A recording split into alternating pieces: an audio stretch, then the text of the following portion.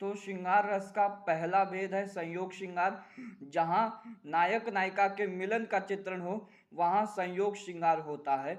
उदाहरण के तौर पर राजकुमारी छोड़कर खूब निभाई प्रीत, दासी को अपना लिया, हुई प्रेम की जीत। यह उस समय की बात है जब अंगराज कर्ण राजकुमारी आसावरी और उनकी दासी पद्मावती की रक्षा कुछ डाकुओं से करते हैं।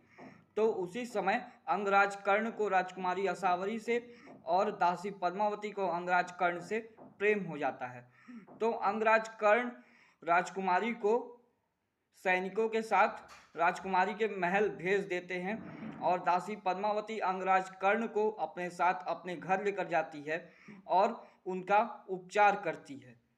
ठीक होने के पश्चात वे राजकुमारी के पिता महाराज चित्ररथ के महल जाते हैं और राजकुमारी के पिता उनसे कुछ पारितोषिक मांगने को कहते हैं।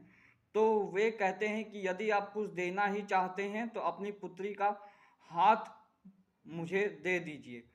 तो वे कहते हैं कि राजकुमारी कोई पारितोषिक नहीं है अंगराज, आप कुछ और मांगिए, क्योंकि वे जान चुके होते हैं कि अंगराज कर्ण एक सूत पुत्र हैं, इसलिए वे मना कर देते हैं।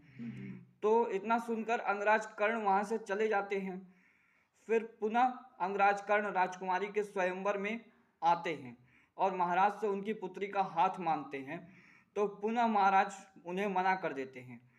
तो इतना सुनने पर और यह जानने के बाद कि राजकुमारी की दासी पद्मावती भी अंगराज कर्ण से मन ही मन प्रेम करने लगी है, वे वहीं दासी को अपना लेते हैं और इस तरह से दासी के प्रेम की जीत हो जाती है।